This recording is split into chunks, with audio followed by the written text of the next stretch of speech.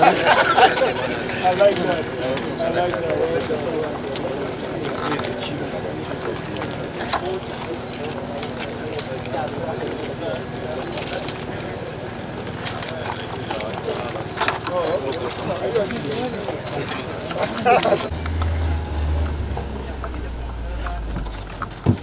What is the essence of this?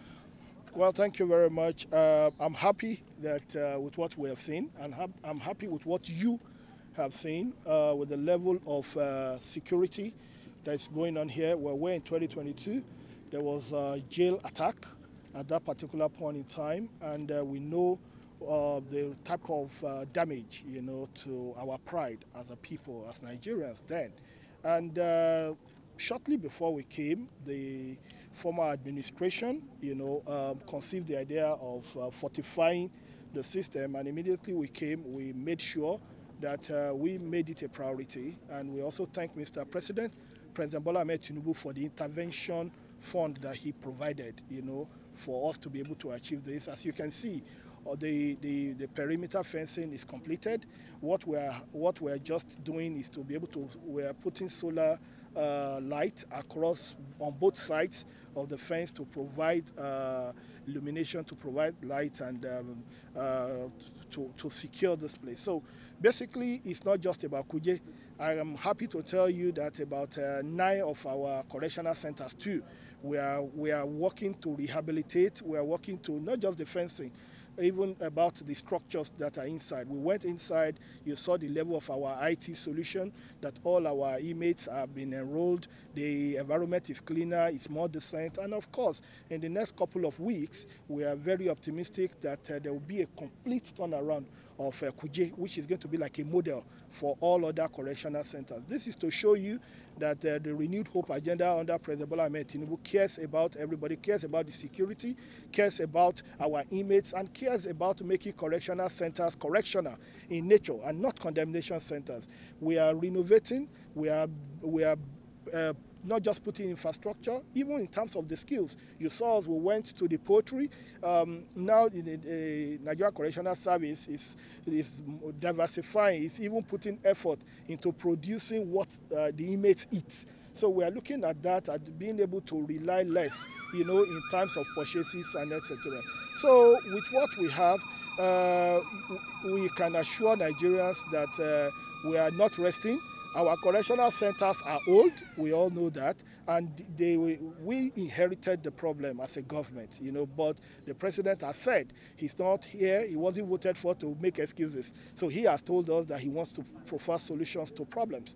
So in view of that, even the Suleja, I need to mention that, the Suleja Correctional Center, that the war came down, you know that it wasn't because we were not doing anything, because that most people didn't understand that. Before the war came down, you can see that we had already started making the walls, rebuilding the wall. But because it's a correctional center, we can't break all walls at the same time. We have to segmentize it. So we knew that the walls were weak, just like all our 256 centers. But the simple truth is we are working very hard, and even in Suleja, just beside it, you can see that we're building a 125-bed correctional center beside it, to be able to solve the problem of overcrowding, to solve the problem of congestion in our correctional center. So above board, we are putting in everything to make sure that our correctional centers are safe, our correctional centers are foolproof to attack, and our correctional centers are national assets that must be protected, and also to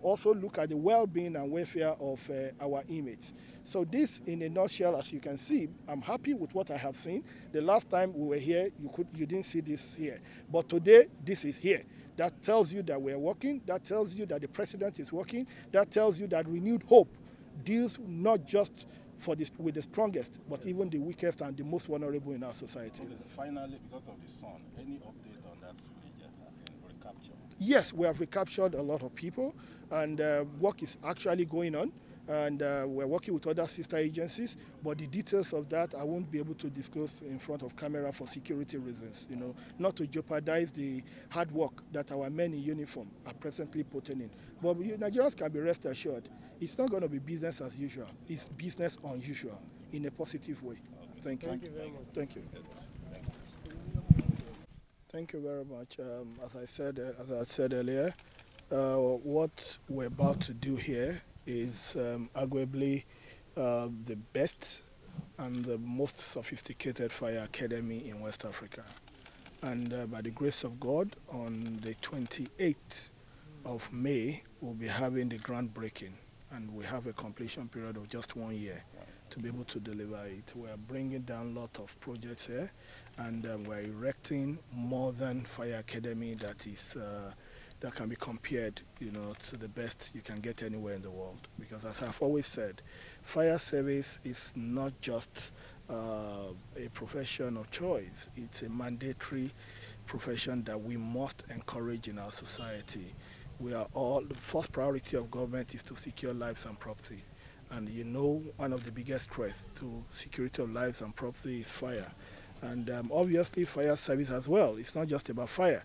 It's about rescue service, being first responders in case of emergencies. And we believe that the potential for the industry is so massive, and that has really been tapped. So the next 1 year, by the grace of God, we are poised towards making sure that we bring out the very best out of the industry, out of this profession, and we make it a profession of envy, and also be able to create a facility where we will not just be able to meet our local training demands, but we'll be able to even export training and make this, a facility of pride to Nigeria as a country. Are you thinking about affiliations with some organizations? Yeah, a lot of that has already been worked out, and I can tell you, in the next 1 year, we'll be here, and I can assure you, by the grace of God, even before the next 1 year, in the next 6 months, we'll come here, you will come and see the progress. You will know what we're trying to do. It's the best, most conducive environment, nice training centers, even recreational centers, gym, chapel, hospitals. That is comparable with the best you can get anywhere in the world. And on 28th of May, by the grace of God, we'll be breaking the ground, for what we project. By the grace of God, will not exceed construction period of 1 year maximum.